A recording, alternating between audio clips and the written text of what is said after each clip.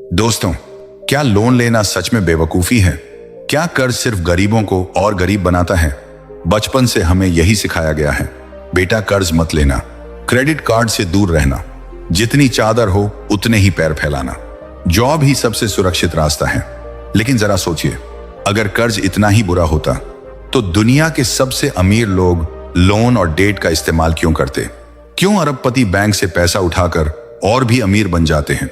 क्या उन्हें पैसे की कमी होती है या उन्हें पैसों का गेम खेलना आता है? आज के इस वीडियो में हम समझेंगे कैसे सही माइंडसेट, सही फाइनेंशियल एजुकेशन और स्मार्ट लेवरेज के जरिए लोन बोझ नहीं बल्कि वेल्थ क्रिएशन का हथियार बन सकता है। पार्ट 1, भारत में लोग लोन से डरते क्यों हैं? भारत में लोन शब्द सुनते ही लोगों के मन में एक अजीब सा डर पैदा हो जाता है। जैसे ही कोई कहता है कि उसने लोन लिया है, तुरंत कई सवाल उठने लगते हैं। क्यों लिया? कितना लिया? कैसे चुकाओगे? हमारे समाज में कर्ज को अक्सर एक बोझ की तरह देखा जाता है। बचपन से ही हमें यही सिखाया जाता है कि कर्ज से जितना दूर रहो उतना अच्छा है। माता पिता अपने बच्चों को समझाते हैं कि जिंदगी में चाहे कुछ भी हो जाए, लेकिन कर्ज मत लेना, क्रेडिट कार्ड से दूर रहना, जितनी चादर हो उतने ही पैर फैलाना। यह सोच गलत नहीं है, लेकिन यह पूरी सच्चाई भी नहीं है। असल में भारत में लोगों ने लोन का जो चेहरा ज्यादा देखा है वह ज्यादातर नेगेटिव रहा है। इसलिए लोगों के दिमाग में लोन का मतलब ही परेशानी बन गया है। हम अक्सर देखते हैं कि लोग पर्सनल लोन लेते हैं, फिर उसे चुकाने में सालों लग जाते हैं। क्रेडिट कार्ड का इस्तेमाल करते हैं, लेकिन धीरे धीरे उस पर इतना इंटरेस्ट लग जाता है कि छोटी सी खरीदारी भी बड़ी समस्या बन जाती है। कई लोग नई कार लेने के लिए EMI शुरू कर देते हैं, लेकिन कुछ महीनों बाद वही EMI उन्हें हर महीने तनाव देने लगती है। शादी के खर्च के लिए लोन लिया जाता है, ट्रैवल के लिए लोन लिया जाता है, महंगे फोन खरीदने के लिए EMI ली जाती है। इन सभी चीजों में एक कॉमन बात होती है, यह सभी खर्च ऐसी चीजों पर होते हैं जो पैसा वापस नहीं लाती, बल्कि पैसा लगातार जेब से निकालती रहती हैं। इसलिए मिडिल क्लास परिवारों में कर्ज का मतलब अक्सर यही होता है कि अब कई साल तक EMI की जिम्मेदारी उठानी पड़ेगी। यही वजह है कि जैसे ही लोन शब्द सुनाई देता है, लोगों को सबसे पहले तनाव, जिम्मेदारी और डर का एहसास होने लगता है। लेकिन यहाँ एक बहुत दिलचस्प बात है, जिस चीज से मिडिल क्लास डरता है उसी चीज का इस्तेमाल अमीर लोग अपने फायदे के लिए करते हैं। मिडिल क्लास के दिमाग में लोन ग्लैम बोझ, लेकिन अमीरों के दिमाग में लोन लेवरेज। यही सबसे बड़ा फर्क है। मिडिल क्लास सोचता है कि अगर उसने लोन लिया तो उसे सालों तक काम करके उसे चुकाना पड़ेगा, लेकिन अमीर लोग सोचते हैं कि अगर सही तरीके से लोन लिया जाए तो वही पैसा उनके लिए और ज्यादा पैसा कमा सकता है। यह फर्क सिर्फ पैसे का नहीं है, यह फर्क सोच का है। मिडिल क्लास लोन को समस्या की तरह देखता है, अमीर लोग लोन को एक टूल की तरह देखते हैं। यही कारण है कि कुछ लोग पूरी जिंदगी कर्ज से बचते रहते हैं और फिर भी आर्थिक रूप से बहुत आगे नहीं बढ़ पाते, जबकि कुछ लोग उसी कर्ज का इस्तेमाल करके बड़े बिजनेस खड़े कर देते हैं। मशहूर निवेशक वॉरेन बफेट अक्सर कहते हैं, risk comes from not knowing what you are doing. यानी असली जोखिम कर्ज में नहीं होता, असली जोखिम तब होता है जब हमें पता ही नहीं होता कि हम क्या कर रहे हैं। अगर किसी इंसान को फाइनेंस की समझ नहीं है तो उसके लिए क्रेडिट कार्ड भी खतरनाक हो सकता है, लेकिन अगर किसी इंसान को पैसों के खेल की समझ है तो वही व्यक्ति बैंक से लिए हुए लोन का इस्तेमाल करके बड़ी संपत्ति बना सकता है। भारत में ज्यादातर लोग लोन से इसलिए डरते हैं क्योंकि उन्होंने सिर्फ कर्ज का बुरा रूप देखा है। उन्होंने देखा है कि लोग क्रेडिट कार्ड के कर्ज में फंस जाते हैं। उन्होंने देखा है कि कई लोग EMI के बोझ के कारण तनाव में जीते हैं। उन्होंने देखा है कि गलत फैसलों की वजह से लोग आर्थिक संकट में फंस जाते हैं। लेकिन उन्होंने यह कम देखा है कि लोन का इस्तेमाल करके कैसे बिजनेस खड़े किए जाते हैं, कैसे कंपनियां बनाई जाती हैं और कैसे बड़े निवेश किए जाते हैं। यही वजह है कि एक ही चीज दो अलग अलग लोगों की जिंदगी में बिल्कुल अलग असर डालती है। किसी के लिए लोन एक जाल बन जाता है और किसी के लिए वही लोन एक सीढ़ी बन जाता है। वॉरेन बफेट की एक और मशहूर लाइन है, the more you learn the more you earn. यानी जितना ज्यादा आप सीखते हैं उतना ज्यादा आप कमा सकते हैं। फाइनेंस की दुनिया में भी यही नियम लागू होता है। जिस इंसान के पास फाइनेंशियल एजुकेशन नहीं होती वह अक्सर पैसे से जुड़े फैसले डर के आधार पर लेता है, लेकिन जिस इंसान के पास सही जानकारी होती है वह वही फैसले समझदारी और कैलकुलेशन के आधार पर लेता है। इसीलिए अमीर लोग लोन से नहीं डरते, वे जानते हैं कि लोन को सही जगह इस्तेमाल किया जाए तो वह एक शक्तिशाली टूल बन सकता है। असल फर्क यह नहीं है कि लोन लिया जाए या नहीं, असल फर्क यह है कि लोन किस लिए लिया जा रहा है। अगर लोन सिर्फ लाइफस्टाइल बढ़ाने के लिए है तो वह धीरे धीरे बोझ बन जाएगा, लेकिन अगर लोन का इस्तेमाल किसी ऐसी चीज में किया जाए जो पैसा कमाए तो वही कर्ज आगे चलकर संपत्ति बन सकता है। और यही वह जगह है जहां से अमीर और मिडिल क्लास की सोच अलग हो जाती है। पार्ट 2, गुड डेब्ट वर्सेस बैड डेब्ट। फाइनेंस की दुनिया में लोन को समझने का सबसे आसान तरीका यह है कि लोन दो तरह का होता है, गुड डेब्ट और बैड डेब्ट। लेकिन दुख की बात यह है कि ज्यादातर लोग इन दोनों के बीच का फर्क कभी समझ ही नहीं पाते। उनके लिए हर तरह का लोन एक जैसा होता है। कभी कभी लोग बिना सोचे समझे लोन ले लेते हैं और फिर सालों तक उसकी EMI भरते रहते हैं, और धीरे धीरे वही लोन उनकी आर्थिक आजादी को खत्म कर देता है। इसलिए सबसे पहले हमें समझना होगा कि बैड डेब्ट क्या होता है। बैड डेब्ट वह लोन होता है जो आपकी जेब से पैसा निकालता है, यानी ऐसा लोन जो आपको कोई इनकम नहीं देता बल्कि लगातार आपके खर्च को बढ़ाता रहता है। यह वही लोन होता है जो शुरुआत में बहुत आकर्षक लगता है, लेकिन समय के साथ वह धीरे धीरे आर्थिक बोझ बन जाता है। आज के समय में बैड डेब्ट के सबसे कॉमन उदाहरण हमारे आसपास हर जगह दिखाई देते हैं। जैसे महंगी कार खरीदने के लिए लिया गया लोन। जब कोई व्यक्ति नई कार खरीदता है तो उसे लगता है कि उसने बहुत बड़ी उपलब्धि हासिल कर ली है, लेकिन सच यह है कि जैसे ही वह कार शोरूम से बाहर निकलती है उसी समय उसकी कीमत 10% से 15% तक कम हो जाती है, और अगले कुछ सालों में वही कार लगातार अपनी वैल्यू खोती जाती है। लेकिन दूसरी तरफ उसकी EMI हर महीने बैंक को देनी पड़ती है, यानी कार की वैल्यू कम होती जाती है और लोन का बोझ बना रहता है। यही बैड डेब्ट की सबसे बड़ी पहचान है। दूसरा उदाहरण है नया आईफोन या महंगा गैजेट EMI पर खरीदना। आजकल स्मार्टफोन कंपनियां और कॉमर्स प्लेटफॉर्म EMI को बहुत आसान बना चुके हैं। Zero down payment, zero cost EMI जैसे शब्द सुनकर लोगों को लगता है कि यह बहुत सस्ता सौदा है, लेकिन असल में यह एक मनोवैज्ञानिक ट्रिक होती है। क्योंकि जब कोई व्यक्ति 1 लाख का फोन कैश में खरीदता है तो वह कई बार सोचता है, लेकिन जब वही फोन 4,000 या 5,000 की EMI में दिखाई देता है तो वह तुरंत खरीद लेता है।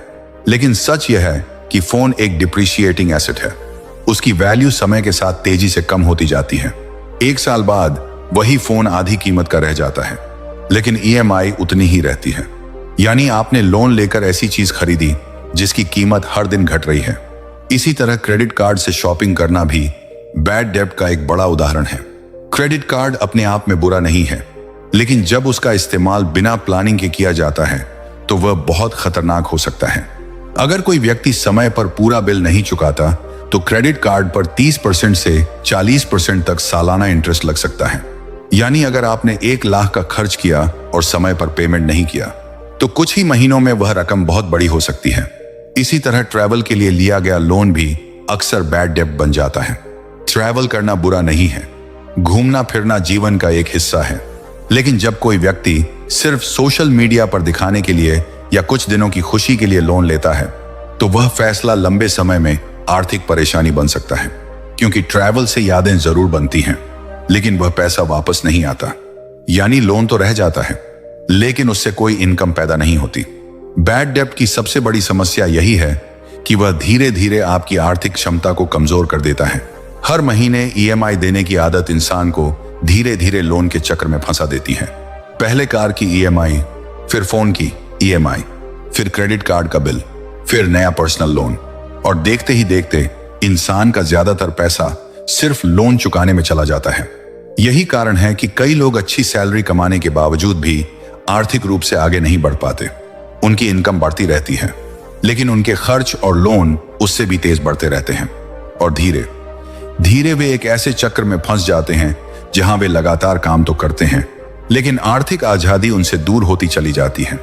यही वजह है कि फाइनेंशियल एक्सपर्ट हमेशा सलाह देते हैं कि किसी भी लोन को लेने से पहले यह जरूर सोचना चाहिए कि वह लोन आपकी जेब में पैसा डालेगा या निकालेगा। अगर कोई लोन ऐसा है जो सिर्फ आपकी लाइफस्टाइल को बढ़ाता है लेकिन आपकी इनकम नहीं बढ़ाता, तो वह लगभग हमेशा बैड डेब्ट बन जाता है। और अगर कोई व्यक्ति लंबे समय तक बैड डेब्ट के चक्र में फंसा रहता है तो धीरे धीरे उसकी आर्थिक प्रगति रुक जाती है। इसलिए फाइनेंशियल समझ का पहला नियम यही है कि हर लोन एक जैसा नहीं होता। कुछ लोन आपको पीछे ले जाते हैं और कुछ लोन आपको आगे बढ़ा सकते हैं, और इन दोनों के बीच का फर्क समझना ही फाइनेंशियल एजुकेशन की सबसे पहली सीढ़ी है। पार्ट 3, अमीर लोग लोन लेकर क्या करते हैं। अब तक हमने समझा कि बैड डेब्ट क्या होता है और कैसे कई लोग अनजाने में ऐसे लोन में फंस जाते हैं जो उनकी आर्थिक स्थिति को कमजोर कर देता है। लेकिन अब सबसे बड़ा सवाल आता है, अमीर लोग लोन लेकर क्या करते हैं? क्या वे भी वही करते हैं जो आम लोग करते हैं? क्या वे भी लोन लेकर महंगी कारें खरीदते हैं, महंगे फोन लेते हैं या लाइफस्टाइल दिखाने के लिए पैसा खर्च करते हैं? सच्चाई यह है कि ज्यादातर अमीर लोग ऐसा बिल्कुल नहीं करते। अमीर लोगों की सोच लोन के मामले में बिल्कुल अलग होती है। जहां एक आम इंसान लोन लेकर अपनी लाइफस्टाइल बढ़ाता है, वहीं अमीर लोग लोन लेकर एसेट बनाते हैं, यानी ऐसी चीजें खरीदते हैं जो समय के साथ उनकी जेब में पैसा डालती हैं। यही असली फर्क है। अमीर लोग लोन लेकर लाइफस्टाइल नहीं खरीदते, वे एसेट खरीदते हैं, जैसे रियल एस्टेट, बिजनेस, कंपनियों में हिस्सेदारी। इन सभी चीजों की एक खास बात होती है, ये समय के साथ पैसा पैदा करती हैं। उदाहरण के लिए, अगर कोई व्यक्ति लोन लेकर ऐसी प्रॉपर्टी खरीदता है जो हर महीने किराया देती है, तो धीरे धीरे वही किराया उस लोन की ईएमआई को भी चुका सकता है और उसके बाद वही प्रॉपर्टी लगातार इनकम देती रहती है। इसी तरह अगर कोई व्यक्ति लोन लेकर एक बिजनेस शुरू करता है और वह बिजनेस सफल हो जाता है, तो वह बिजनेस उस लोन से कहीं ज्यादा पैसा कमा सकता है। यही वजह है कि कई बड़े बिजनेसमैन अपने बिजनेस को बढ़ाने के लिए लोन का इस्तेमाल करते हैं। यहां एक बहुत दिलचस्प बात है। दुनिया के सबसे सफल निवेशकों में से एक वॉरेन बफेट अक्सर कहते हैं, प्राइस इज व्हाट यू पे, value is what you get. यानी आप जो कीमत चुकाते हैं वह एक चीज है, लेकिन उससे आपको जो वैल्यू मिलती है वही असली चीज होती है। अमीर लोग हमेशा वैल्यू पर ध्यान देते हैं। अगर कोई एसेट भविष्य में लगातार पैसा कमा सकता है तो उसके लिए लोन लेना उनके लिए एक रणनीति बन सकता है। इसी सोच का एक शानदार उदाहरण भारत के महान उद्योगपति धीरूभाई अंबानी है। धीरूभाई अंबानी किसी अमीर परिवार में पैदा नहीं हुए थे। उन्होंने बहुत छोटे स्तर से शुरुआत की थी। उनके पास शुरुआत में बहुत बड़ी पूंजी नहीं थी, लेकिन उनके पास एक चीज थी, बड़ा विजन। उन्होंने समझ लिया था कि अगर बिजनेस को बड़ा बनाना है तो सिर्फ अपनी छोटी पूंजी से काम नहीं चलेगा। इसलिए उन्होंने लोगों को अपने विजन पर भरोसा दिलाया। उन्होंने निवेश जुटाया और फिर उसी पूंजी का इस्तेमाल करके अपने बिजनेस को बढ़ाया। धीरे धीरे वही छोटा सा बिजनेस एक बड़े औद्योगिक साम्राज्य में बदल गया। आज रिलायंस जैसे विशाल समूह की शुरुआत उसी सोच से हुई थी, यानी दूसरों की पूंजी को जिम्मेदारी के साथ इस्तेमाल करके वैल्यू क्रिएट करना। इसे ही फाइनेंस की भाषा में लेवरेज कहा जाता है। अमीर लोग लेवरेज को समझते हैं। वे जानते हैं कि अगर सही जगह निवेश किया जाए तो वही पैसा समय के साथ कई गुना बढ़ सकता है। इसीलिए वे लोन को डर की नजर से नहीं देखते। वे लोन को एक टूल की तरह देखते हैं, एक ऐसा टूल जो अगर सही तरीके से इस्तेमाल किया जाए तो बड़े अवसर पैदा कर सकता है। वॉरेन बफेट की एक और मशहूर लाइन है, the best investment you can make is in yourself. यानी सबसे अच्छा निवेश वह है जो आप खुद पर करते हैं। जब कोई व्यक्ति फाइनेंस, बिजनेस और निवेश की समझ विकसित करता है, तब वह लोन को भी अलग नजर से देखने लगता है। जहां पहले उसे लोन एक बोझ लगता था, वहीं अब वही लोन उसे एक अवसर की तरह दिखाई देने लगता है। लेकिन यहां एक बहुत जरूरी बात समझना भी उतना ही महत्वपूर्ण है। अमीर लोग लोन को अंधाधुंध नहीं लेते। वे हर फैसले को कैलकुलेशन के साथ लेते हैं। वे यह समझते हैं कि अगर किसी एसेट से आने वाला रिटर्न लोन के इंटरेस्ट से ज्यादा है तो वह लोन उनके लिए फायदेमंद हो सकता है। लेकिन अगर कोई लोन सिर्फ खर्च बढ़ाता है और कोई इनकम नहीं देता, तो वही लोन धीरे धीरे समस्या बन सकता है। यही कारण है कि अमीर लोग हमेशा कैश फ्लो पर ध्यान देते हैं। वे ऐसी चीजों में निवेश करते हैं जो लगातार पैसा पैदा करती रहे, और जब पैसा लगातार पैदा होने लगता है तो वही पैसा आगे और निवेश करने में मदद करता है। धीरे धीरे यही प्रक्रिया संपत्ति को बढ़ाती जाती है। यही वजह है कि कई अमीर लोग समय के साथ और ज्यादा अमीर होते चले जाते हैं, क्योंकि वे सिर्फ पैसा कमाने पर ध्यान नहीं देते, वे पैसा बनाने वाली मशीनें बनाते हैं, और उन मशीनों को बनाने में कभी कभी लोन भी एक महत्वपूर्ण भूमिका निभाता है। वॉरेन बफेट का एक और मशहूर विचार है, Someone is sitting in the shed today because someone planted a tree a long time ago. यानी आज जो लोग आराम से बैठकर फल खा रहे हैं, किसी ने बहुत पहले पेड़ लगाया था। अमीर लोग भी यही करते हैं। वे आज ऐसे फैसले लेते हैं जो भविष्य में उन्हें लगातार फायदा देते रहें, और कई बार उन फैसलों में लोन भी शामिल होता है। लेकिन फर्क सिर्फ इतना होता है कि वह लोन खर्च के लिए नहीं बल्कि एसेट बनाने के लिए होता है। पार्ट 4, लेवरेज क्या होता है। अब तक हमने यह समझ लिया कि अमीर लोग लोन का इस्तेमाल लाइफस्टाइल के लिए नहीं बल्कि एसेट बनाने के लिए करते हैं। लेकिन यहां एक और महत्वपूर्ण शब्द आता है जिसे फाइनेंस की दुनिया में बहुत ज्यादा इस्तेमाल किया जाता है, लेवरेज। कई लोगों ने यह शब्द सुना जरूर होता है, लेकिन असल में इसका मतलब क्या होता है यह बहुत कम लोग सही तरीके से समझ पाते हैं। आसान भाषा में कहें तो लेवरेज का मतलब है कम अपने पैसे से और ज्यादा कुल पूंजी के साथ निवेश करना। यानी आप अपने पैसे के साथ किसी और की पूंजी जोड़कर एक बड़ा अवसर पकड़ने की कोशिश करते हैं। इसे एक बहुत सरल उदाहरण से समझते हैं। मान लीजिए आपके पास 10 लाख हैं। अगर आप इस 10 लाख को किसी अच्छे निवेश में लगाते हैं और वहां आपको 20% का रिटर्न मिलता है, तो एक साल में आपका मुनाफा होगा 10 लाख का 20% यानी 2 लाख। यह एक अच्छा रिटर्न है। आपका पैसा बढ़ा और आपने मुनाफा कमाया। लेकिन अब जरा वही स्थिति थोड़ी अलग तरीके से सोचिए। मान लीजिए आपके पास अभी भी 10 लाख हैं, लेकिन आपको एक ऐसा निवेश अवसर दिखाई देता है जहां आप 20 लाख निवेश कर सकते हैं। आपके पास 10 लाख अपने हैं, बाकी 10 लाख आप बैंक से लोन लेकर निवेश करते हैं। अब आपकी कुल निवेश राशि हो जाती है 20 लाख। अगर उसी निवेश पर आपको 20% का रिटर्न मिलता है तो आपका कुल मुनाफा होगा 20 लाख का 20% यानी 4 लाख। लेकिन यहां एक चीज और जोड़नी पड़ेगी, क्योंकि आपने 10 लाख का लोन लिया है, इसलिए आपको बैंक को उसका इंटरेस्ट भी देना होगा। मान लीजिए उस लोन पर 12% सालाना इंटरेस्ट लगता है, तो 10 लाख का 12% होगा 1.2 लाख। अब अगर हम पूरे कैलकुलेशन को देखें तो कुल रिटर्न 4 लाख, बैंक का इंटरेस्ट 1.2 लाख, बाकी बचा आपका प्रॉफिट 2.8 लाख। अगर आप ध्यान से देखें तो यहां एक दिलचस्प बात दिखाई देती है। अगर आपने सिर्फ अपने 10 लाख लगाए होते तो आपका मुनाफा होता 2 लाख। लेकिन जब आपने लेवरेज का इस्तेमाल किया यानी लोन लेकर निवेश बढ़ाया, तो आपका मुनाफा बढ़कर 2.8 लाख हो गया। यानी बिना अपनी पूंजी बढ़ाए आपने अपने रिटर्न को ज्यादा बना लिया। यही है लेवरेज की ताकत। लेवरेज असल में एक ऐसा फाइनेंशियल टूल है जो आपको बड़ी संभावनाओं तक पहुंचने में मदद करता है। जब आपके पास सीमित पूंजी होती है लेकिन आपके सामने एक बड़ा अवसर होता है, तो लेवरेज उस अवसर को पकड़ने का एक तरीका बन सकता है। फाइनेंस की दुनिया में बहुत सारे बड़े निवेश इसी सिद्धांत पर काम करते हैं। रियल एस्टेट में, बिजनेस में, यहां तक कि कई बड़ी कंपनियां भी अपने विस्तार के लिए लेवरेज का इस्तेमाल करती हैं। लेकिन यहां एक बहुत महत्वपूर्ण बात समझना जरूरी है। लेवरेज सिर्फ मुनाफा ही नहीं बढ़ाता, यह नुकसान भी बढ़ा सकता है। यानी यह एक दोधारी तलवार की तरह होता है। अगर निवेश सही दिशा में जाता है तो लेवरेज आपके रिटर्न को बढ़ा देता है, लेकिन अगर निवेश उम्मीद के अनुसार प्रदर्शन नहीं करता तो वही लेवरेज नुकसान को भी बड़ा बना सकता है।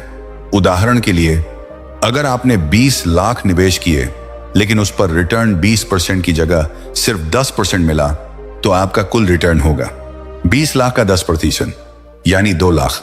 लेकिन आपको बैंक को अभी भी 1.2 लाख इंटरेस्ट देना पड़ेगा, तो आपका असली मुनाफा रह जाएगा 80,000। और अगर रिटर्न इससे भी कम हुआ तो नुकसान भी हो सकता है।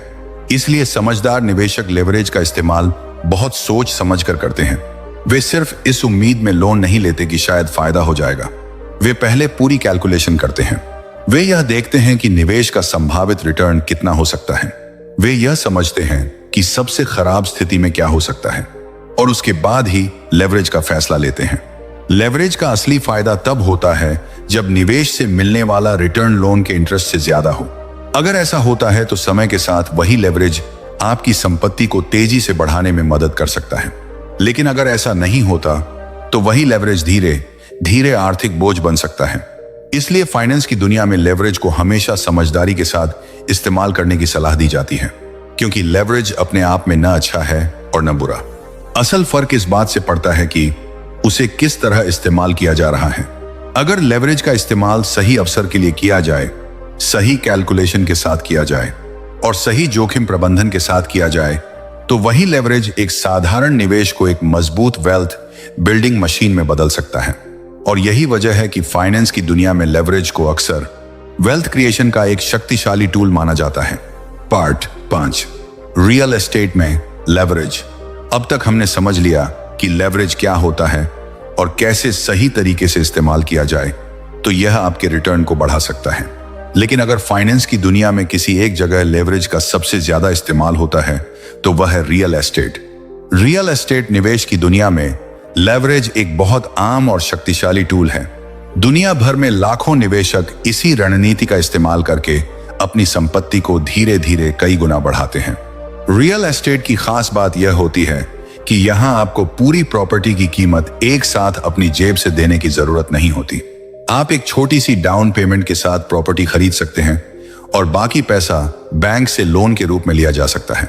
यही वह जगह है जहां लेवरेज असली ताकत दिखाना शुरू करता है। इसे एक उदाहरण से समझते हैं। मान लीजिए आपको एक कमर्शियल प्रॉपर्टी मिलती है जिसकी कीमत 70 लाख है।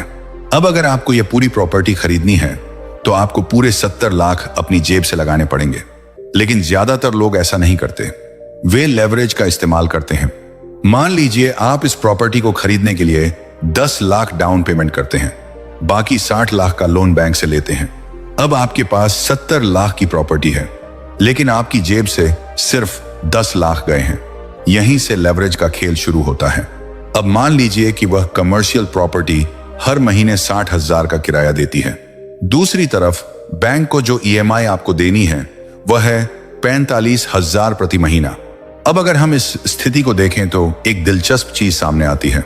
हर महीने किराया आ रहा है 60,000 और बैंक को EMI देनी है 45,000, यानी EMI देने के बाद भी आपके पास बच जाते हैं 15,000। इसे ही कहा जाता है पॉजिटिव कैश फ्लो, यानी आपकी प्रॉपर्टी न सिर्फ अपना लोन चुका रही है बल्कि आपको हर महीने अतिरिक्त पैसा भी दे रही है। यही होता है गुड डेब्ट, क्योंकि यहां आपने जो लोन लिया है वह आपकी जेब से पैसा निकाल नहीं रहा बल्कि आपकी जेब में पैसा डाल रहा है। और यही वह जगह है जहां रियल एस्टेट में लेवरेज की असली ताकत दिखाई देती है। समय के साथ दो चीजें होती हैं। पहली, हर महीने EMI के जरिए आपका लोन धीरे धीरे कम होता जाता है। दूसरी, प्रॉपर्टी की कीमत समय के साथ बढ़ सकती है। मान लीजिए कुछ साल बाद उसी प्रॉपर्टी की कीमत 70 लाख से बढ़कर 1 करोड़ हो जाती है। अब जरा सोचिए, आपने शुरुआत में अपनी जेब से सिर्फ 10 लाख लगाए थे, लेकिन अब आपके पास एक ऐसी प्रॉपर्टी है जिसकी कीमत 1 करोड़ हो चुकी है और इन सालों में किराए से जो पैसा आया वह अलग। यही वजह है कि दुनिया भर में कई सफल निवेशक रियल एस्टेट को एक मजबूत एसेट क्लास मानते हैं। मशहूर निवेशक वॉरेन बफेट अक्सर कहते हैं, प्राइस इज व्हाट यू पे, value is what you get. यानी आप जो कीमत देते हैं वह एक चीज है, लेकिन उससे आपको जो वैल्यू मिलती है वही असली चीज होती है। रियल एस्टेट में भी यही सिद्धांत लागू होता है। अगर कोई प्रॉपर्टी सिर्फ दिखावे के लिए खरीदी गई है तो वह खर्च बन सकती है, लेकिन अगर वही प्रॉपर्टी सही लोकेशन पर है, सही कीमत पर खरीदी गई है और उससे नियमित किराया आ रहा है तो वही प्रॉपर्टी एक मजबूत एसेट बन सकती है। इसीलिए अनुभवी निवेशक प्रॉपर्टी खरीदते समय सिर्फ कीमत नहीं देखते, वे कैश फ्लो, लोकेशन, डिमांड और भविष्य की संभावनाएं देखते हैं, क्योंकि उनका लक्ष्य सिर्फ प्रॉपर्टी खरीदना नहीं होता बल्कि ऐसी संपत्ति बनाना होता है जो समय के साथ पैसा पैदा करती रहे। वॉरेन बफेट की एक और मशहूर लाइन है, Someone is sitting in the shade today because someone planted a tree a long time ago। यानी आज जो लोग आराम से छांव में बैठे हैं उन्होंने बहुत पहले पेड़ लगाया था। रियल एस्टेट निवेश भी कुछ ऐसा ही होता है। शुरुआत में शायद ज्यादा फायदा नजर नहीं आता, लेकिन समय के साथ वही निवेश एक मजबूत संपत्ति में बदल सकता है। लेकिन यहां एक महत्वपूर्ण बात समझना भी जरूरी है। रियल एस्टेट में लेवरेज का इस्तेमाल हमेशा सोच समझ कर करना चाहिए। अगर किराया EMI से कम है और आपके पास कैश बफर नहीं है तो वही लोन धीरे धीरे तनाव बन सकता है। इसलिए समझदार निवेशक हमेशा यह सुनिश्चित करते हैं कि प्रॉपर्टी का संभावित किराया और उसकी वैल्यू ग्रोथ की संभावना दोनों मिलकर लोन के इंटरेस्ट और EMI से बेहतर हों। अगर ऐसा होता है तो वही लोन समय के साथ एक मजबूत वेल्थ बिल्डिंग मशीन बन सकता है। और यही वजह है कि दुनिया भर में कई निवेशक रियल एस्टेट को लेवरेज के साथ वेल्थ क्रिएशन का एक शक्तिशाली माध्यम मानते हैं। पार्ट 6, टैक्स का खेल। अब तक हमने समझा कि अमीर लोग लोन का इस्तेमाल कैसे करते हैं, लेवरेज क्या होता है और कैसे एसेट बनाकर पैसा कमाया जाता है। लेकिन वेल्थ बनाने का एक और बहुत बड़ा हिस्सा है जिसे अक्सर लोग नजरअंदाज कर देते हैं, और वह है टैक्स का खेल। सच्चाई यह है कि अमीर लोग सिर्फ पैसा कमाने पर ध्यान नहीं देते, वे इस बात पर भी ध्यान देते हैं कि उस कमाए हुए पैसे में से कितना उनके पास बचता है। क्योंकि फाइनेंस की दुनिया में एक बहुत महत्वपूर्ण सिद्धांत है, कमाना महत्वपूर्ण है लेकिन बचाना उससे भी ज्यादा महत्वपूर्ण है। अगर कोई व्यक्ति लाखों रुपए कमा रहा है लेकिन हर साल उसका बड़ा हिस्सा टैक्स के रूप में चला जाता है, तो उसकी वास्तविक संपत्ति उतनी तेजी से नहीं बढ़ पाएगी। यही वजह है कि अमीर लोग टैक्स को बहुत गहराई से समझते हैं। मशहूर लेखक और निवेशक रॉबर्ट कियोसाकी अपनी प्रसिद्ध किताब रिच डैड पुअर डैड में एक बहुत दिलचस्प बात बताते हैं। वे कहते हैं, दुनिया में सबसे ज्यादा टैक्स मिडिल क्लास देता है। यह बात सुनकर कई लोगों को आश्चर्य होता है, क्योंकि आम धारणा यह होती है कि अमीर लोग ज्यादा कमाते हैं इसलिए वे ज्यादा टैक्स देते होंगे। लेकिन जब हम सिस्टम को ध्यान से समझते हैं तो पता चलता है कि असली फर्क कमाई के तरीके में होता है। एक सैलरीड इंसान और एक बिजनेस ओनर के बीच टैक्स के मामले में बड़ा अंतर होता है। आइए इसे बहुत सरल तरीके से समझते हैं। मान लीजिए कोई व्यक्ति नौकरी करता है, उसे हर महीने सैलरी मिलती है। जब उसकी सैलरी उसके बैंक अकाउंट में आती है तो उससे पहले ही टैक्स कट चुका होता है, यानी सरकार पहले अपना हिस्सा ले लेती है और जो बचता है वही पैसा उसके हाथ में आता है।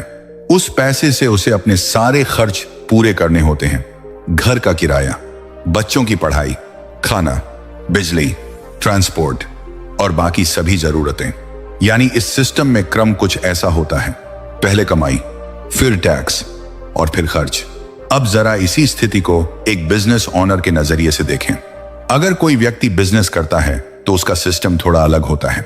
बिजनेस ओनर पहले अपने बिजनेस से जुड़े खर्च करता है, जैसे ऑफिस का किराया, स्टाफ की salary, marketing, travel, gadgets, software, meetings और कई अन्य ऑपरेशनल खर्च। इन सभी खर्चों को बिजनेस एक्सपेंस माना जाता है। इन खर्चों को घटाने के बाद जो पैसा बचता है उसी को प्रॉफिट माना जाता है और फिर उस प्रॉफिट पर टैक्स लगाया जाता है। यानी यहां क्रम बदल जाता है, पहले कमाई, फिर खर्च और उसके बाद टैक्स। यही वह जगह है जहां सिस्टम का फर्क दिखाई देता है। एक सैलरीड व्यक्ति के पास टैक्स प्लानिंग के सीमित विकल्प होते हैं, लेकिन एक बिजनेस ओनर के पास कई तरीके होते हैं जिनके जरिए वह अपने खर्चों को व्यवस्थित करके टैक्स को ऑप्टिमाइज कर सकता है। यह टैक्स से बचने का तरीका नहीं होता, बल्कि यह कानूनी टैक्स प्लानिंग होती है। और यही वह चीज है जिसे फाइनेंशियल एजुकेशन कहा जाता है। अमीर लोग टैक्स को दुश्मन की तरह नहीं देखते, वे टैक्स सिस्टम को समझते हैं और उसके भीतर रहकर अपने फैसले लेते हैं। उन्हें पता होता है कि अगर उनके पास सही स्ट्रक्चर है तो वे अपने खर्चों और निवेश को इस तरह व्यवस्थित कर सकते हैं कि उनकी कुल टैक्स लायबिलिटी कम हो सके। यही वजह है कि कई सफल उद्यमी और निवेशक अपनी कंपनियों के माध्यम से काम करते हैं, क्योंकि एक सही बिजनेस स्ट्रक्चर उन्हें यह अवसर देता है कि वे अपनी इनकम, खर्च और निवेश को बेहतर तरीके से व्यवस्थित कर सकें। जब कोई व्यक्ति इस पूरे सिस्टम को समझ लेता है तो उसे यह भी समझ में आने लगता है कि वेल्थ सिर्फ कमाई से नहीं बनती, वेल्थ बनती है सही इनकम स्ट्रक्चर से, सही निवेश से और सही टैक्स प्लानिंग से।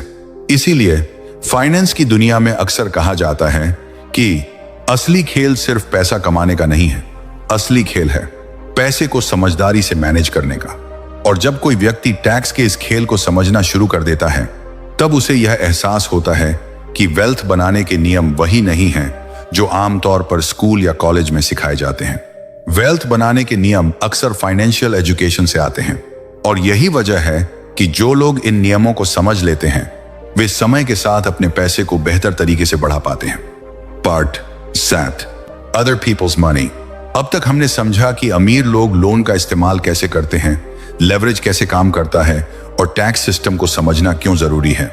लेकिन वेल्थ क्रिएशन की दुनिया में एक और बहुत शक्तिशाली कॉन्सेप्ट है जिसे समझे बिना पैसे का असली खेल समझना मुश्किल है।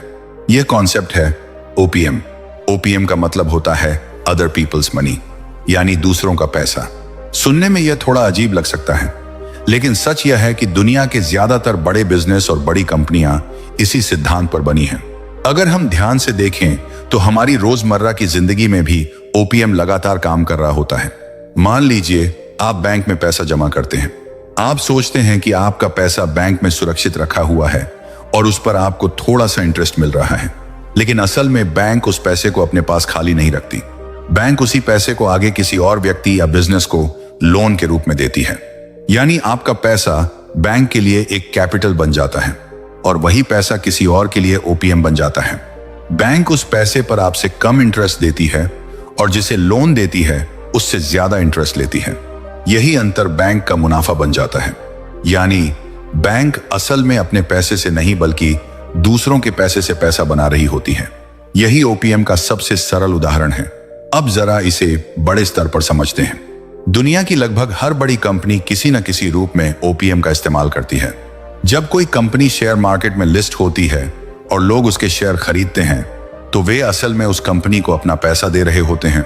उस पैसे का इस्तेमाल कंपनी अपने बिजनेस को बढ़ाने के लिए करती है, नए प्रोजेक्ट शुरू करती है, नई मशीनें खरीदती है, नई टेक्नोलॉजी विकसित करती है। और अगर कंपनी सफल होती है तो वही पैसा आगे चलकर और ज्यादा वैल्यू पैदा करता है।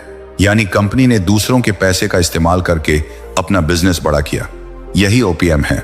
मशहूर निवेशक वॉरेन बफेट भी इस रणनीति का बहुत शानदार तरीके से इस्तेमाल करते हैं। उनकी कंपनी बर्कशायर हैथवे के पास कई बीमा कंपनियां हैं। अब यहां एक बहुत दिलचस्प चीज होती है। जब लोग बीमा पॉलिसी लेते हैं तो वे हर साल प्रीमियम भरते हैं, लेकिन उस पैसे का इस्तेमाल तुरंत क्लेम के रूप में नहीं होता। वह पैसा कुछ समय तक कंपनी के पास रहता है। बीमा की दुनिया में इस पैसे को फ्लोट कहा जाता है। यही फ्लोट असल में अदर पीपल्स मनी होता है। यानी यह पैसा कंपनी का अपना नहीं होता, लेकिन कुछ समय तक कंपनी के पास निवेश करने के लिए उपलब्ध रहता है। वॉरेन बफेट इस पैसे को बेहद समझदारी से निवेश करते हैं। वे इस फ्लोट को स्टॉक्स, कंपनियों और दूसरे एसेट्स में निवेश करते हैं और अगर उन निवेशों से अच्छा रिटर्न मिलता है तो वह रिटर्न कंपनी के लिए बहुत बड़ा फायदा बन जाता है। यानी उन्होंने दूसरों के पैसे का इस्तेमाल करके वेल्थ क्रिएट की। इसी वजह से वॉरेन बफेट को दुनिया के सबसे सफल निवेशकों में गिना जाता है। ओपीएम का असली मतलब सिर्फ दूसरों का पैसा इस्तेमाल करना नहीं है। ओपीएम का असली मतलब है दूसरों के पैसे की जिम्मेदारी को समझते हुए उसे सही जगह निवेश करना। क्योंकि जब आप दूसरों के पैसे का इस्तेमाल करते हैं तो उसके साथ भरोसा भी जुड़ा होता है और भरोसा ही वह चीज है जिस पर पूरी वित्तीय प्रणाली खड़ी होती है। अगर भरोसा खत्म हो जाए तो ओपीएम का पूरा सिस्टम भी टूट सकता है। इसीलिए सफल निवेशक और उद्यमी ओपीएम का इस्तेमाल बहुत सोच समझ कर करते हैं। वह पहले वैल्यू क्रिएट करते हैं, फिर लोगों का भरोसा जीतते हैं और उसके बाद ही बड़े स्तर पर दूसरों के पैसे को अपने विजन के साथ जोड़ते हैं। यही कारण है कि कई स्टार्टअप फाउंडर शुरुआत में छोटा प्रोटोटाइप बनाते हैं, छोटा प्रॉफिट दिखाते हैं और जब लोग देखते हैं कि उनका मॉडल काम कर रहा है तब निवेशक उन्हें पैसा देने के लिए तैयार हो जाते हैं। यानी पहले भरोसा बनता है, फिर ओपीएम जुड़ता है। फाइनेंस की दुनिया में यह एक बहुत महत्वपूर्ण नियम है कि दूसरों का पैसा तभी मिलता है जब लोग यह मान लें कि आप उसे जिम्मेदारी से संभाल सकते हैं। इसलिए ओपीएम कोई शॉर्टकट नहीं है, यह एक जिम्मेदारी है और जो लोग इस जिम्मेदारी को समझते हैं वे ओपीएम को एक शक्तिशाली वेल्थ क्रिएशन टूल में बदल सकते हैं। यही कारण है कि दुनिया के कई बड़े बिजनेस, बड़ी कंपनियां और बड़े निवेश इसी सिद्धांत पर खड़े हैं। और यही ओपीएम का असली खेल है, अपने पैसे से नहीं बल्कि समझदारी से इस्तेमाल किए गए दूसरों के पैसे से भी वेल्थ क्रिएट करना। Part 8, speed versus safety. अब तक हमने समझा कि लोन क्या होता है, लेवरेज कैसे काम करता है, अमीर लोग ओपीएम यानी अदर पीपल्स मनी का इस्तेमाल कैसे करते हैं और टैक्स सिस्टम को समझना क्यों जरूरी है। लेकिन वेल्थ बनाने की इस पूरी कहानी में एक और बहुत महत्वपूर्ण तत्व है जिसे अक्सर लोग नजरअंदाज कर देते हैं और वह है स्पीड यानी गति। पैसे की दुनिया में सिर्फ यह मायने नहीं रखता कि आप क्या कर रहे हैं, यह भी उतना ही महत्वपूर्ण होता है कि आप कितनी तेजी से कर रहे हैं। यहीं से आता है एक बहुत दिलचस्प अंतर, स्पीड बनाम सेफ्टी। अब जरा सोचिए कि मिडिल क्लास आमतौर पर क्या करता है। मिडिल क्लास का माइंडसेट अक्सर सुरक्षा पर आधारित होता है। उन्हें बचपन से यही सिखाया जाता है कि जीवन में जोखिम से दूर रहना चाहिए। पहले अच्छी नौकरी लो, फिर धीरे धीरे पैसे बचाओ, फिर जब काफी पैसा इकट्ठा हो जाए तब कुछ बड़ा करने के बारे में सोचो। इस सोच के अनुसार उनका रास्ता कुछ ऐसा होता है। पहले 10 साल सेविंग, फिर बिजनेस, फिर निवेश, सब कुछ सुरक्षित लेकिन बहुत धीमा। कई लोग अपने जीवन के सबसे अच्छे साल सिर्फ पैसा जमा करने में लगा देते हैं। वे सोचते हैं कि पहले पूरी पूंजी इकट्ठा कर लेंगे, फिर किसी बिजनेस या निवेश में कदम रखेंगे। लेकिन इस प्रक्रिया में अक्सर एक चीज नजरअंदाज हो जाती है, समय। समय वह चीज है जो कभी वापस नहीं आता। और बिजनेस की दुनिया में समय का बहुत बड़ा महत्व होता है, क्योंकि मार्केट लगातार बदलता रहता है, टेक्नोलॉजी बदलती रहती है, नए अवसर आते हैं और कुछ समय बाद खत्म भी हो जाते हैं। अगर कोई व्यक्ति सिर्फ इसलिए इंतजार करता रहता है कि पहले वह पूरी तरह सुरक्षित हो जाए, तो कई बार वह उस मौके को खो देता है जो उसके जीवन को बदल सकता था।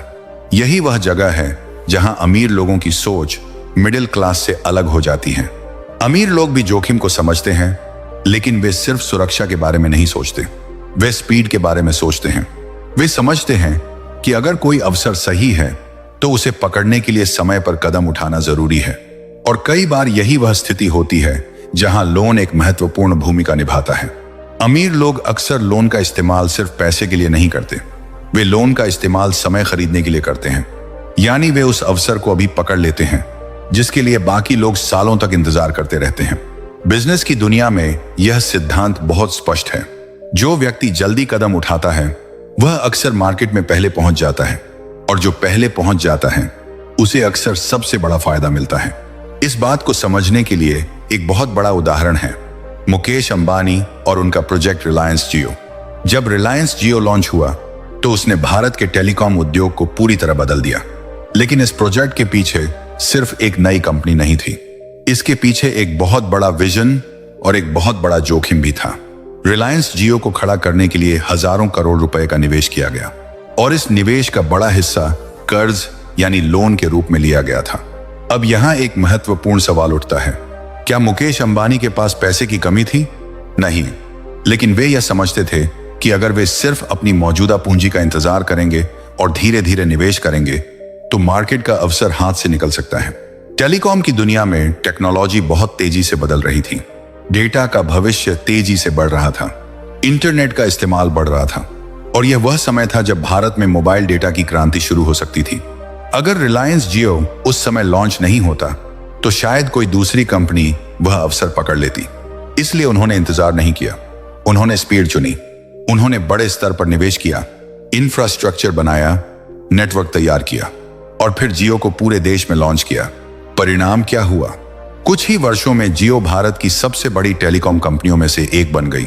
इस उदाहरण से एक बहुत महत्वपूर्ण बात समझ में आती है, कभी कभी सही समय पर लिया गया जोखिम और सही तरीके से इस्तेमाल किया गया लेवरेज एक साधारण अवसर को एक ऐतिहासिक सफलता में बदल सकता है।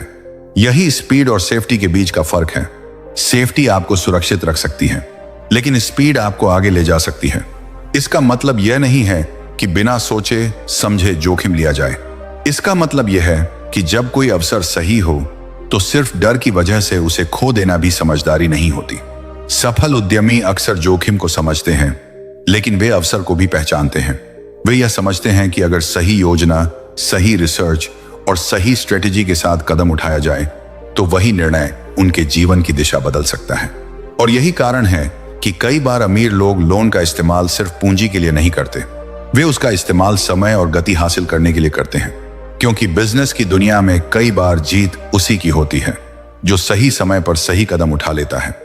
दोस्तों, इस पूरी चर्चा के बाद अब सबसे जरूरी बात समझना बहुत आसान हो जाता है। लोन अपने आप में न अच्छा होता है और न बुरा। लोन सिर्फ एक टूल है, और किसी भी टूल की तरह उसकी ताकत इस बात पर निर्भर करती है कि उसे इस्तेमाल कैसे किया जा रहा है। एक ही चाकू से कोई इंसान खाना भी काट सकता है, और वही चाकू किसी के लिए खतरा भी बन सकता है। ठीक इसी तरह लोन भी एक ऐसा साधन है जो किसी की जिंदगी को आगे बढ़ा सकता है और किसी की जिंदगी को मुश्किल भी बना सकता है। सब कुछ इस बात पर निर्भर करता है आप उसे कैसे इस्तेमाल करते हैं। अगर कोई व्यक्ति लोन लेकर सिर्फ अपनी लाइफस्टाइल को बड़ा करता है तो धीरे धीरे वही लोन उसकी आर्थिक आजादी को खत्म कर सकता है। अगर लोन लेकर महंगी कार खरीदी जाती है, अगर क्रेडिट कार्ड से बार बार ऐसी चीजें खरीदी जाती हैं जो सिर्फ कुछ समय की खुशी देती हैं, अगर ईएमआई के जरिए ऐसे खर्च किए जाते हैं जो भविष्य में कोई इनकम नहीं देते, तो वही लोन धीरे धीरे बोझ बन जाता है। और जब लोन बोझ बन जाता है तो इंसान का ज्यादातर समय सिर्फ ईएमआई चुकाने में ही निकल जाता है। हर महीने सैलरी आती है और उसका बड़ा हिस्सा सीधे बैंक में चला जाता है। धीरे धीरे जिंदगी एक ऐसे चक्र में फंस जाती है जहां इंसान लगातार काम करता रहता है, लेकिन आर्थिक आजादी उससे दूर होती जाती है। यही वह स्थिति है जहां बैड डेब्ट इंसान को आर्थिक रूप से कमजोर बना देता है। लेकिन अगर वही लोन एक अलग सोच के साथ लिया जाए तो वही लोन एक सीढ़ी बन सकता है। अगर लोन का इस्तेमाल ऐसी चीजें बनाने में किया जाए जो भविष्य में पैसा पैदा करें, अगर लोन का इस्तेमाल बिजनेस बनाने में किया जाए, अगर लोन का इस्तेमाल ऐसी प्रॉपर्टी खरीदने में किया जाए जो हर महीने किराया दे, अगर लोन का इस्तेमाल ऐसे एसेट्स में किया जाए जो समय के साथ वैल्यू बढ़ाएं, तो वही लोन धीरे धीरे वेल्थ बनाने का जरिया बन सकता है। यही वह जगह है जहां गुड डेब्ट और बैड डेब्ट का फर्क साफ दिखाई देता है। अगर लोन से लाइफस्टाइल खरीदी जाती है तो वह आपको धीरे धीरे गरीब बना सकता है, लेकिन अगर लोन से एसेट और कैश फ्लो बनाया जाता है तो वही लोन आपको आर्थिक रूप से मजबूत बना सकता है। और यही असली फर्क है सोच का। मिडिल क्लास अक्सर लोन से डरता है क्योंकि उसने लोन का बुरा चेहरा ज्यादा देखा है, लेकिन अमीर लोग लोन को एक रणनीति की तरह देखते हैं। वे जानते हैं कि अगर सही ज्ञान, सही योजना और सही अनुशासन के साथ लोन का इस्तेमाल किया जाए तो वही लोन एक शक्तिशाली वेल्थ बिल्डिंग टूल बन सकता है। यही कारण है कि दुनिया के कई बड़े बिजनेस, बड़ी कंपनियां और बड़े निवेश किसी न किसी रूप में लेवरेज और लोन के जरिए ही खड़े हुए हैं। लेकिन यहां एक बात हमेशा याद रखनी चाहिए, लोन का इस्तेमाल करने से पहले फाइनेंशियल एजुकेशन बहुत जरूरी है। अगर किसी व्यक्ति को पैसों के खेल की समझ नहीं है तो वही लोन उसके लिए समस्या बन सकता है। लेकिन अगर किसी व्यक्ति को यह समझ है कि पैसा कैसे काम करता है, कैश फ्लो कैसे बनता है और निवेश कैसे बढ़ता है, तो वही व्यक्ति लोन को एक अवसर में बदल सकता है। इसलिए असली सवाल यह नहीं है कि लोन लेना चाहिए या नहीं। असली सवाल यह है कि क्या आपको पैसे के इस खेल को खेलने की समझ है? क्योंकि अंत में वही लोग आगे बढ़ते हैं जो सिर्फ पैसे के लिए काम नहीं करते बल्कि पैसे को अपने लिए काम पर लगा देते हैं। याद रखिए, अमीर लोग पैसे के लिए काम नहीं करते, वे पैसे को अपने लिए काम पर लगाते हैं। और यही सोच आर्थिक आजादी की पहली सीढ़ी बन सकती है। अगर आपको यह वीडियो पसंद आया हो और अगर आपको लगा हो कि इस वीडियो ने पैसों और लोन के बारे में आपकी सोच को थोड़ा भी बदलने में मदद की है, तो वीडियो को लाइक जरूर करें, क्योंकि आपका एक लाइक हमें यह बताता है कि आप इस तरह के कंटेंट को पसंद करते हैं और इससे हमें और बेहतर वीडियो बनाने की प्रेरणा मिलती है। अगर आप पैसों के असली खेल को समझना चाहते हैं, अगर आप financial mindset, investing, wealth building और फाइनेंशियल फ्रीडम से जुड़ी चीजें सीखना चाहते हैं, तो हमारे चैनल लेजेंड ऑफ फाइनेंस को जरूर सब्सक्राइब करें। यह चैनल उन लोगों के लिए बनाया गया है जो सिर्फ पैसा कमाना ही नहीं बल्कि पैसे को समझना भी चाहते हैं। यहां हम कोशिश करते हैं कि जटिल फाइनेंशियल कॉन्सेप्ट्स को सरल भाषा में समझाया जाए ताकि हर आम इंसान भी उन्हें समझ सके और अपनी जिंदगी में लागू कर सके। अगर आप चाहते हैं कि आप भी पैसे के खेल को समझें, अगर आप चाहते हैं कि भविष्य में आपकी आर्थिक स्थिति मजबूत हो, तो लेजेंड ऑफ फाइनेंस के साथ जुड़े रहिए। और हाँ, कमेंट में जरूर बताइए आपकी सोच क्या है। क्या आप गुड डेब्ट का इस्तेमाल करके एसेट बनाना चाहेंगे या आप बैड डेब्ट से पूरी तरह दूर रहना पसंद करेंगे? आपका जवाब जानना हमें बहुत अच्छा लगेगा, क्योंकि यही बातचीत और यही सीखने की प्रक्रिया हम सभी को आर्थिक रूप से मजबूत बना सकती है। मिलते हैं अगले वीडियो में। धन्यवाद।